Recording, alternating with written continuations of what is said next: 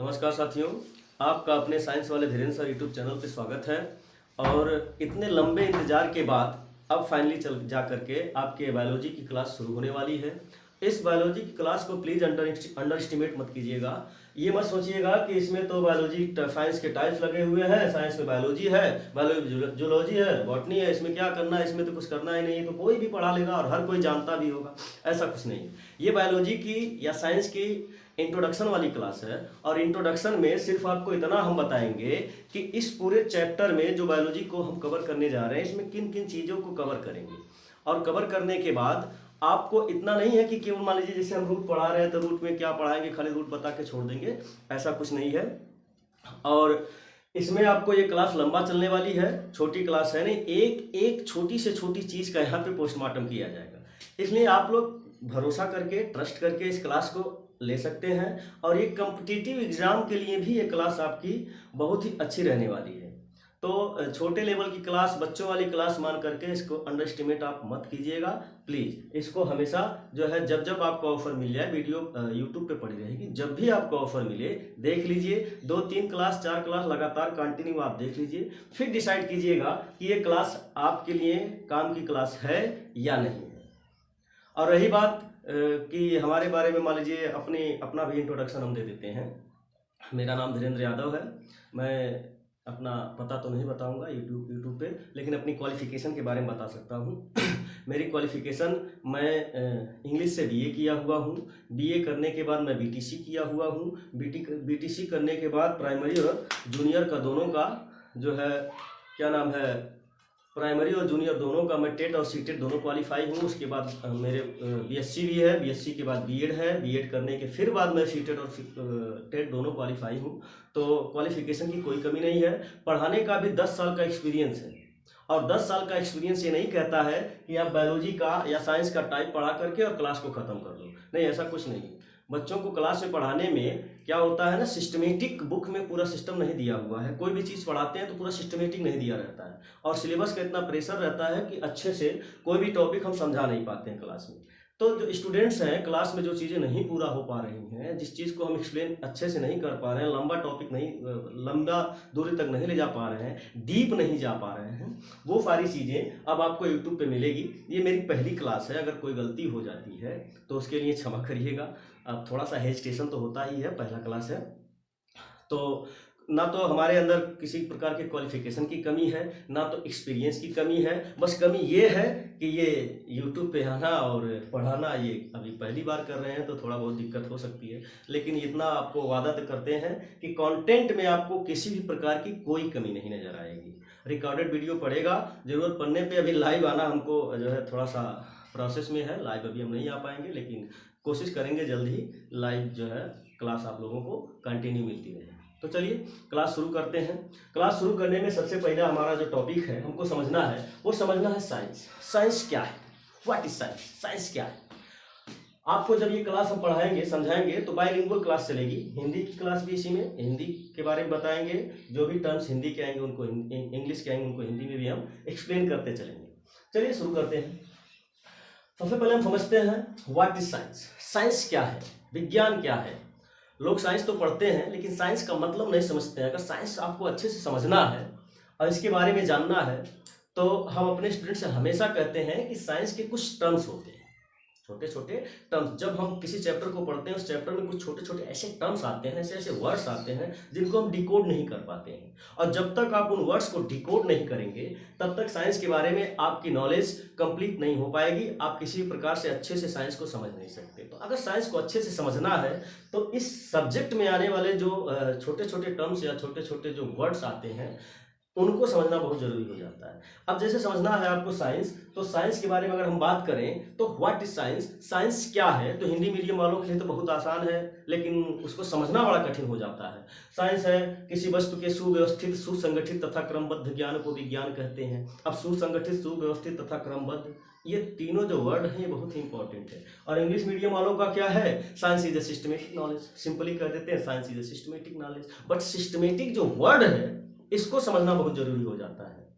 और जब तक ये वर्ड का मतलब नहीं समझेंगे तब तक साइंस आपके लिए समझना आसान नहीं होगा। अच्छा, जब और आगे इसके बारे में थोड़ा सा इंग्लिश मीडियम में बात करते हैं तो कहा जाता है कि the study of natural things and behaviour of natural things, कहा जाता है the study of nature, nature की स्टडी करना ही साइंस कहलाता है। और नेचर में जितनी नेचुरल थिंग्स है उनकी भी स्टडी करना या उनके बारे में नॉलेज को ऑब्टेन करना या नॉलेज एक्वायर करना, दैट इज साइंस, वो हमारा साइंस कहलाता है। तो सिंपली अगर साइंस को हम एक्सप्लेन करना चाहें वो भी इंग्लिश मीडियम की लैंग्वेज में, तो कहा जाता है कि science a study of nature, nature का स्टडी कर लेना ही क्या कहलाता है, साइंस कहलाता है।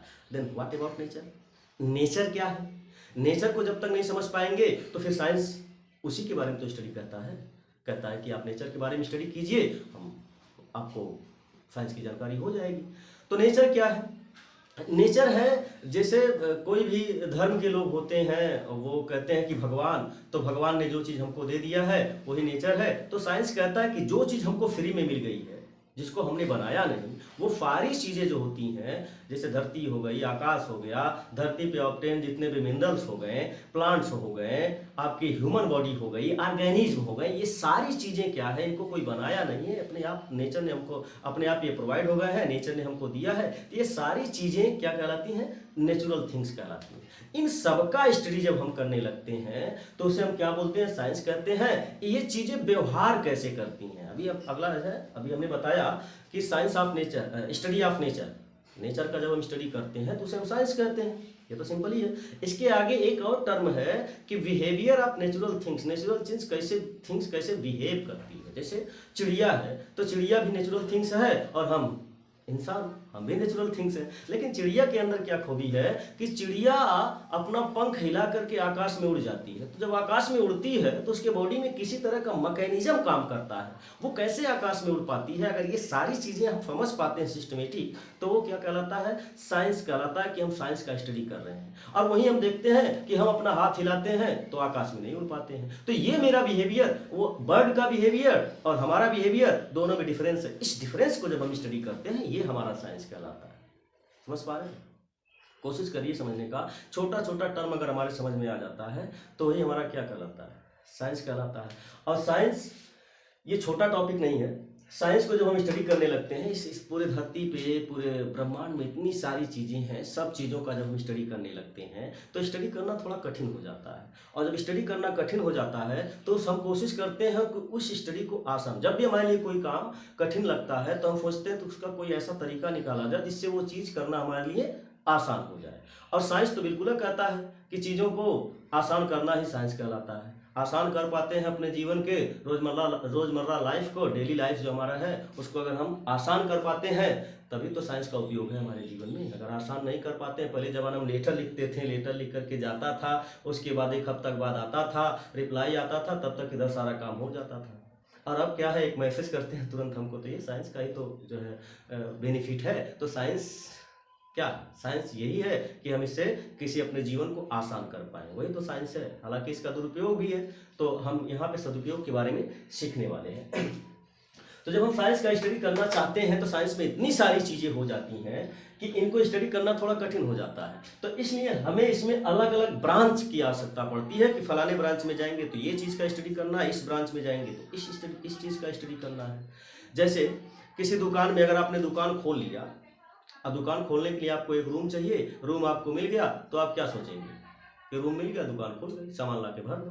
तो सामान ला के भर दो। अगर आपने स्टेशनरी का दुकान खोला हुआ है और आपने बुक मंगाया, रबर मंगाया, इरेजर मंगाया, पेन पेंसिल, बहुत सारे टाइप की बुक्स, कॉपी वगैरह मंगाया आपने और ला के दुकान में भर दिया।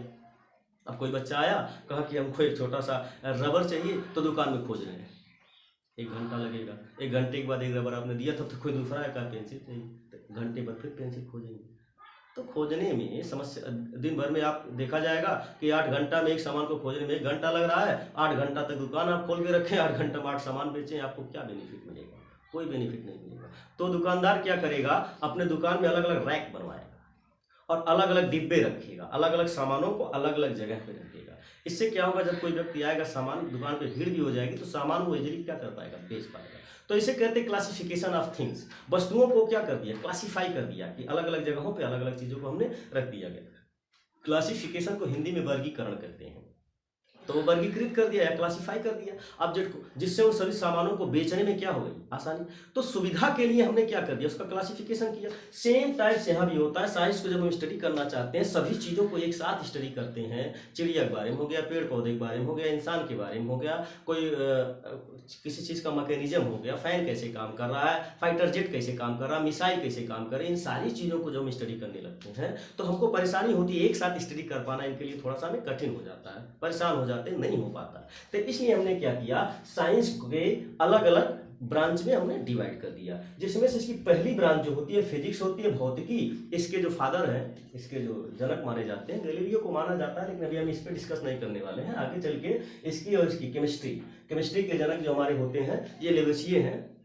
इस पर भी हम डिस्कस नहीं करने वाले हैं, क्योंकि हमारी जो मेन हमारा टारगेट है वो बायोलॉजी है। तो बायोलॉजी को लेकर चल रहे हैं। जब हम फिजिक्स पढ़ाएंगे या केमिस्ट्री पढ़ाएंगे तो फिर ये इनके बारे में हम अच्छे से डिस्कस करेंगे।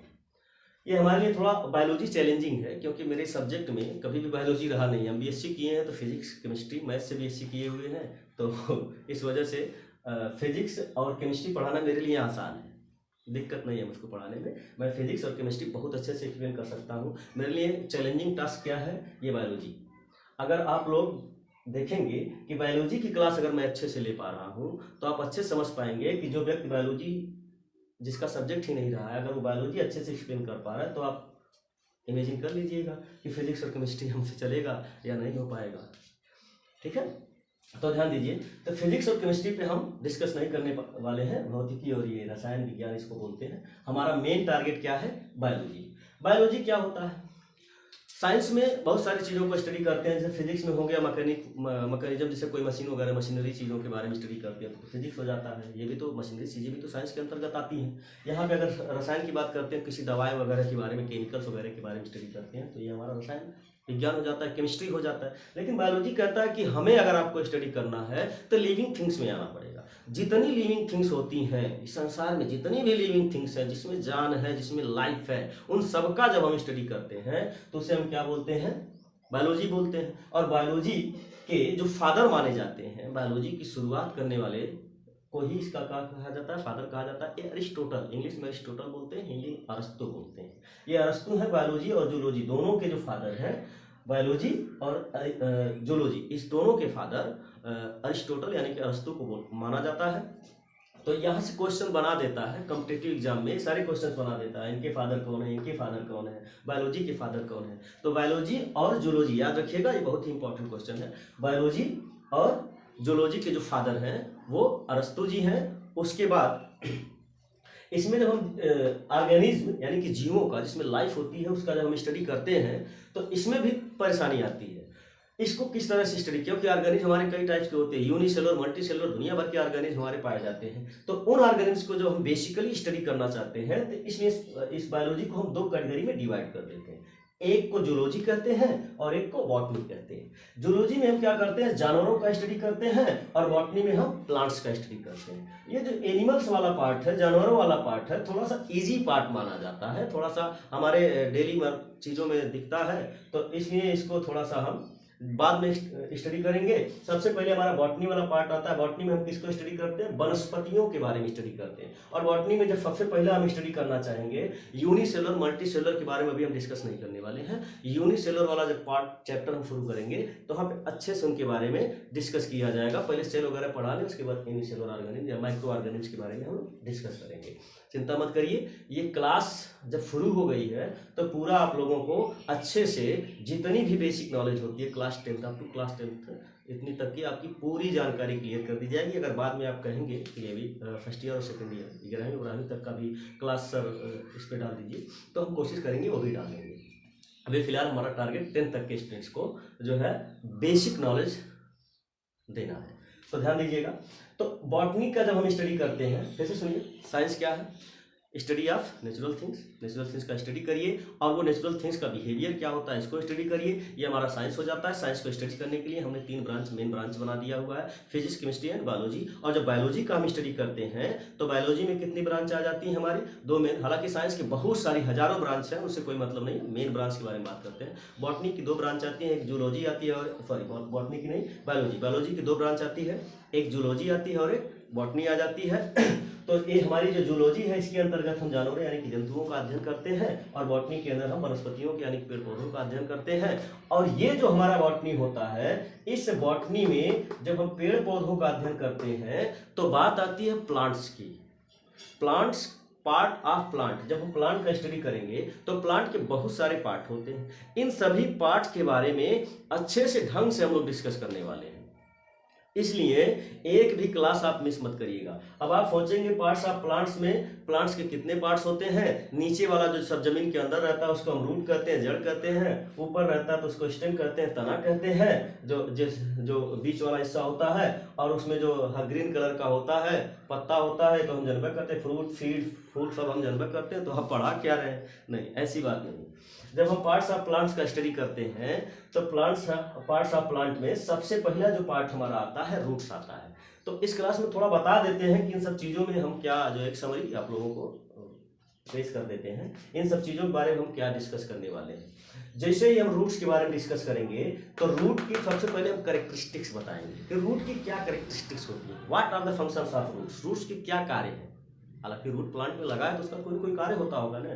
तो रूट्स के 2-3 कार्य आप जानते होंगे, बहुत सारे इसके फंक्शंस होते हैं इसके। अच्छा, ये जब फंक्शन पढ़ लेते हैं तो रूट्स के कितने टाइप्स होते हैं, इस टाइप्स को भी हमें क्या करना होता है, डिस्कस करना होता है। जैसे प्राइमरी रूट्स हो जाता है और सेकेंडरी रूट्स हो जाता है। सेकेंडरी रूट्स को बाद में हम एडवांटेजियस रूट कहते हैं। अब हिंदी मीडियम वाले कहेंगे इसको मुफला जड़ कहते हैं और अपस्थानिक जड़ कहते हैं। अपस्थानिक जड़ के प्रकार पढ़ेंगे, स्तंभ रूट, अवस्तंभ रूट, दुनिया भर के रूट्स के टाइप्स हैं। तो अभी इसी क्लास में सारा चीज़ पढ़ाना संभव नहीं है, वीडियो बहुत लंबी हो जाएगी। एक एक टॉपिक को एक एक करके हम लोग क्लियर करते जाएंगे। और जब इसको हम पढ़ाएंगे तो यहाँ से ऐसा नहीं है कि हम एकेडमिक नॉलेज आपको देते चले जाएंगे। एकेडमिक के साथ साथ आज से ही हम आप लोगों को जो कॉम्पिटिटिव एग्जाम्स होते हैं उसमें कौन कौन से क्वेश्चंस आने वाले हैं, रूट से कौन कौन से क्वेश्चंस बन सकते हैं, वो भी आप लोगों को हम वहाँ पे डालते रहेंगे। उसके बाद बारी आएगी स्टेम्स की। स्टेम्स के बारे में बताएंगे, इसके कितने टाइप्स होते हैं। अब आप कहेंगे तना में कौन सा टाइप होता है, तो बीच वाला होगा। कहते नहीं, अलग अलग प्लांट्स का अलग अलग स्टेम होता है। और क्वेश्चन पूछ लेता है कि जो है क्या नाम है, आलू में किस तरह का स्टेम पाया जाता है, प्याज में किस तरह का स्टेम पाया जाता है। कई तरह के क्वेश्चन इसमें पूछ लेते हैं। तो इसके बारे में, इसके कई सारे टाइप्स होते हैं स्टेम्स के, इसको भी हम समझेंगे। और जब लीव्स के समझेंगे तो लीव्स कहेंगे सर लीव्स तो हम देखे नहीं। लीव्स में आपको 3 चीज़ें पढ़नी है। सबसे पहले का आप पढ़ना है, आपको पढ़ना है स्ट्रक्चर ऑफ लीफ। लीफ का स्ट्रक्चर क्या होता है, क्या होता है उसमें, लेमिना क्या होता है, उसमें वेन्स क्या होते हैं, उसमें क्लोरोफिल कहाँ पाया जाता है, स्टोमेटा कहाँ पाया जाता है, ये हो जाएगा। दूसरा पार्ट हम पढ़ेंगे कि लीफ में भोजन कैसे, नहीं, दूसरा पार्ट ये पढ़ेंगे कि जो है लीफ के कितने टाइप्स होते हैं। एक होता है सिंपल लीफ, एक होता है कॉम्प्लेक्स लीफ। आप लीफ देखे होंगे दुनिया भर का। एक होता है इसका मार्जिन किनारा एकदम पूरा सिंपल रहता है, एक होता है इसमें जिग जैग स्ट्रक्चर बना रहता है। तो लीफ के टाइप्स पढ़ेंगे। लीफ में जो वेन्स होते हैं उसमें भी देखते होंगे पैरेलल होता है, और अलग अलग टाइप्स का वेनेशन उसका जिसको बोलते हैं शिरा विन्यास बोलते हैं। अलग अलग वेनेशन के अकॉर्डिंग लीफ के कितने टाइप्स होते हैं, सारे टाइप्स को पढ़ेंगे। और फिर बताएंगे कि यहाँ लीफ से एग्जाम में क्वेश्चन कहाँ से पूछता है। कॉम्पिटिटिव एग्जाम की भी तैयारी साथ साथ हम यहाँ पे आप लोगों को करवाते जाएंगे। लेकिन दिक्कत क्या है कि बेसिक से बच्चे पढ़ना नहीं चाहते हैं, और जब बच्चे बेसिक से पढ़ते नहीं हैं उसके बाद कॉम्पिटिटिव एग्जाम में बैठते हैं और कहते हैं कि हमारा हो नहीं रहा है। तो दिक्कत यह है कि आप इसको बेसिक से पढ़िए, और बेसिक से पढ़ने के बाद उसके अंदर कॉम्पिटिटिव एग्जाम का कहाँ से क्वेश्चन बन सकता है उसको आप लोग थोड़ा सा अच्छे से टारगेट कीजिए, रीड कीजिए। अब फ्रूट्स के बारे में पढ़ेंगे तो कहेंगे सर हम फ्रूट जानते नहीं। फ्रूट्स के बहुत सारे टाइप्स होते हैं। कुछ ऐसे फ्रूट्स होते हैं जिनका सीड फ्रूट के अंदर होता है, कुछ ऐसे फ्रूट्स होते हैं जिनका सीड बाहर होता है, फ्रूट अंदर होता है, कुछ ऐसे सीड्स होते हैं जिनके ऊपर छिलका होता है। तो कई तरह के फ्रूट्स पाए जाते हैं। फ्रूट्स के जब टाइप्स पढ़ेंगे तो आप देखेंगे छिलके वाले को इसका एक्सटर्नल पार्ट होता है, एक जो है मीसो कार्प होता है, मीसो बीच वाला, आप डिस्कस करेंगे, छोड़ेंगे नहीं। एक सबसे अंदर सीड वाला पार्ट होता है जहाँ बीच वाला रहता है। तो इसके पार्ट्स भी पढ़ेंगे, कितने पार्ट्स हैं और फ्रूट्स के कितने टाइप्स हैं, इस बात को भी हम डिस्कस करेंगे। और जब सीड के बारे में स्टडी करेंगे तो सीड के बारे में केवल सीड को पढ़ा के नहीं छोड़ देंगे। सीड जर्मिनेट कैसे होता है, पलमूले क्या होता है, प्रांकुर, अंकुर, पलमूले और रेडिकल ये क्या होता है, यही बात छोड़ के नहीं, पढ़ के नहीं छोड़ देंगे हम। सीड के टाइप पढ़ेंगे, जैसे मोनोकाट सीड क्या होते हैं, डाइकाट से, मोनोकाट डाइकाट हिंदी मीडियम वाले सुन लीजिए, एक बीजपत्री, 2 बीजपत्री, उसको बोले मोनोकाट डाइकाट सीड। इनके बारे में स्टडी करेंगे। उसके बाद सबसे मेन हमारा होता है फ्लावर। फ्लावर के बारे में जब हम पढ़ते हैं, फ्लावर के अलग अलग पार्ट्स पढ़ते हैं। और जब फ्लावर हम पढ़ते हैं तो आप रिप्रोडक्शन में पढ़ते होंगे कि रिप्रोडक्शन में एक होता है एसेक्सुअल रिप्रोडक्शन, एक होता है सेक्सुअल रिप्रोडक्शन। तो एसेक्सुअल रिप्रोडक्शन प्लांट एक ऐसा ऑर्गेनिज्म है या एक ऐसा जो है बॉटनी का एक ऐसा पार्ट है जो दोनों तरह का रिप्रोडक्शन करता है। एसेक्सुअल रिप्रोडक्शन भी करता है, जैसे एक लैंगिक प्रजनन भी करते हैं, लैंगिक प्रजनन भी करता है और अलैंगिक प्रजनन भी करता है। ये दोनों तरह का रिप्रोडक्शन करता है, यानी कि सेक्सुअल रिप्रोडक्शन भी करता है और एसेक्सुअल रिप्रोडक्शन भी करता है। तो ये किस तरह से रिप्रोडक्शन करता है, इसके कितने टाइप्स होते हैं, जैसे यूनिसेक्सुअल फ्लावर हुआ, बाइसेक्सुअल फ्लावर हुआ, इन सब के बारे में इस पूरे क्लास में हम डिस्कस करने वाले हैं। तो ये जब पूरा क्लास डिस्कस हो जाएगा, root, stem, leaves, fruits, seeds, flower, इन सबको कवर करने में टाइम तो लगेगा ही। अब ये मत सोचिएगा कि छोटी छोटी बातें बता के हम आगे निकल जाएंगे, नहीं, आपको अच्छे से प्रिपेयर कराएंगे। ये जैसे ही पूरा चीज प्रिपेयर हो जाएगा तब हम आप लोगों को पहुंचेंगे जूलॉजी पे, और जब जूलॉजी में हम इंटर करेंगे तो कुछ एनिमल्स के बारे में समझेंगे। उसके बाद एनिमल्स के बारे में समझने के बाद आगे बढ़ेंगे तो पता चलेगा कि जो ह्यूमन बॉडी होती है, ह्यूमन भी तो इसी में आ जाता है। तो ह्यूमन बॉडी में सभी चीज़ें आपको डिस्कस करके मिलने वाली हैं। जैसे हो गया हमारा क्या हो जाता है, सर्कुलेटरी सिस्टम हो जाता है, परिवहन तंत्र, उसके बाद डाइजेस्टिव सिस्टम हो जाता है, पाचन तंत्र हो जाता है, उसके बाद हमारा नर्वस सिस्टम हो जाता है। जैसे हमको कहीं चींटी काटती है तो चींटी काटने के बाद मान लो चींटी हाथ में यहाँ काटी, तो चींटी काट रही है तो हमारा ब्रेन यहाँ तो हमको मारता है, हाथ हमारा यहाँ पहुँचाता नहीं, ये हाथ जब भी पहुँचेगा उसी पर्टिकुलर जगह पहुँच जाता है। कौन वहाँ सूचना देता है, किस तरह से इंफॉर्मेशन ट्रांसफर होती है कि हमारा हाथ उसी चींटी के पास पहुँचता है, कहीं अगल बगल नहीं पहुँचता। दैट इज नर्वस सिस्टम के अंदर हम लोग इसको स्टडी करेंगे। उसके बाद हम ब्रेन के बारे में स्टडी करेंगे, ब्रेन के कितने टाइप्स हैं, हार्ट के बारे में स्टडी करेंगे, लंग्स के बारे में स्टडी करेंगे, आंख के बारे में स्टडी करेंगे, एक एक चीज बताएंगे, ब्लड के बारे में स्टडी करेंगे, ब्लड वेजल्स के बारे में स्टडी करेंगे, आपकी किडनी के बारे में कैसे फंक्शन करती है, उसको बोलते हैं एक्सक्रीटरी सिस्टम, उत्सर्जन तंत्र बोलते हैं। फिर रिप्रोडक्टिव ऑर्गन्स के बारे में पढ़ेंगे, रिप्रोडक्टिव सिस्टम जिसको बोलते हैं, स्केलेटल सिस्टम के बारे में स्टडी करना है। ह्यूमन बॉडी की एक एक चीज़ के बारे में जब यहाँ पे हम आएंगे तो सारी चीज़ों को स्टडी करवाएंगे और एकदम बढ़िया से एक्सप्लेन करेंगे। कोई भी ऐसा चीज़ नहीं होगा जो आपके समझ में नहीं आएगा। इसलिए हम फिर बता रहे हैं, इस क्लास को आप लोग अंडर एस्टिमेट मत कीजिएगा, ये बहुत ही इंपॉर्टेंट क्लास है और इसमें हमारा पूरा 10 ईयर का एक्सपीरियंस जुड़ा हुआ रहेगा। 10 साल लगभग हमको पढ़ाते हो गए हैं, उसमें जो चीज़ें भी हमको लगी हैं, जहां हमको लगा कि हम यहाँ से फेलियर हुए हैं, वो सारी चीज़ें भी यहाँ पे हम आप लोगों को इंक्लूड कर देंगे। हालांकि अगर हम टीचिंग कर रहे हैं, परेशान हैं, तो कहीं न कहीं हमारी कहीं न कहीं कुछ न कुछ गलती है, तभी तो हम जो है अभी कहीं भी सिलेक्शन हमारा नहीं हो पाया। तो वो जहाँ हमारी कमी रह गई है, देखो एक अच्छा टीचर वही होता है जो फेलियर होता है। तो हम जैसे फेलियर लोग 10 साल में क्या क्या दिक्कत क्रिएट हुआ हम लोगों की लाइफ में, कहाँ कहाँ हम चूक किए हैं, वो चूक चीज़ें भी आप लोगों को यहाँ क्लास में देखने को मिली है। समझ में आ रहा है ना? इसलिए इस क्लास को अच्छे से देखिएगा और डेली देखिएगा, डेली यूट्यूब पे क्लास बनती रहेगी। कल का हमारा जो टॉपिक होगा वो टॉपिक होगा रूट्स। क्या होगा? रूट्स। इस रूट्स को अच्छे से स्टडी करेंगे, रूट के टाइप के बारे में पढ़ेंगे। अगर कल वाली क्लास में इसको हम कवर पाएंगे तब तो कर लिए, पूरा हो जाएगा तब तो ठीक है। अगर नहीं कवर हो पाया कल वाली क्लास में तो इसको एक क्लास और एक्स्ट्रा कर दें, क्योंकि इसके बहुत सारे टाइप्स होते हैं और थोड़ा समझाना भी जरूरी हो जाता है। तो ठीक है, रूट्स हो जाएगा। फिर इसके बाद हम चल के स्टेम के बारे में स्टडी करेंगे। तो ज़्यादा पैनिक होने की जरूरत नहीं है, छोटा छोटा वीडियो बना के डालते रहेंगे। पहली इंट्रोडक्शन वाली वीडियो थोड़ी लंबी